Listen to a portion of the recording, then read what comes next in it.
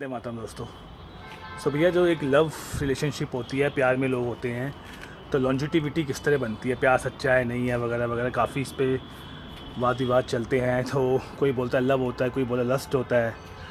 So basically तरह तरह के थॉट प्रोसेस है। अब भाई मजनू ने लैला के लिए, फरार ने शीरीन के लिए जान दे दी, लोग हाथ की नसें काट रहे हैं। तो भाई कहीं ना कहीं कुछ तो इमोशंस आई।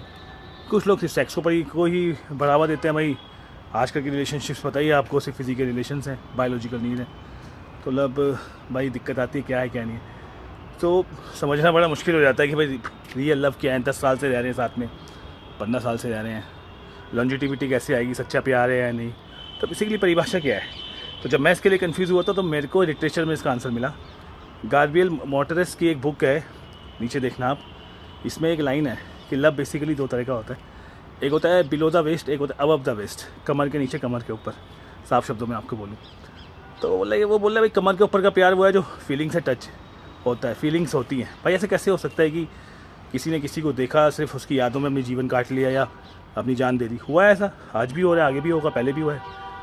और कुछ लोग बोलते हैं कि भाई लव कुछ है नहीं, हार्मोन से है, हार्मोन का कीड़ा निकालो, प्यार व्यार खत्म। वो है बायोलॉजिकल नीड, वो है बिलो द वेस्ट। तो बेसिकली दोनों चीज़ें चाहिए भाई, above the waist and below the waste.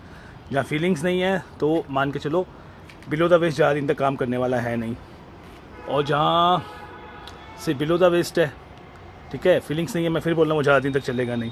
दोनों चीज़ें चाहिए भाई। तो ये किताब हमें यही बताती है कि भैया दोनों चीज़ों को पैरेलल लेके चलो, बायोलॉजिकल नीड्स को और इमोशनल नीड्स को, तो ही आपका लव जो है वो लॉन्जिटिविटी पे जाएगा। अदरवाइज़ तो वो एक ही चीज़ बन के रह जाएगा, उसका लॉन्ग टर्म कोई फ्यूचर होगा नहीं। अगर आपको अच्छी लगे तो ये बुक मंगा के पढ़ सकते हो, अपने आप में बहुत अमेजिंग लिटरेचर की बुक है और आपको लव को समझने में काफ़ी हेल्प करेगी। कैसी लगी बुक बताइएगा ज़रा मुझे एक बार। थैंक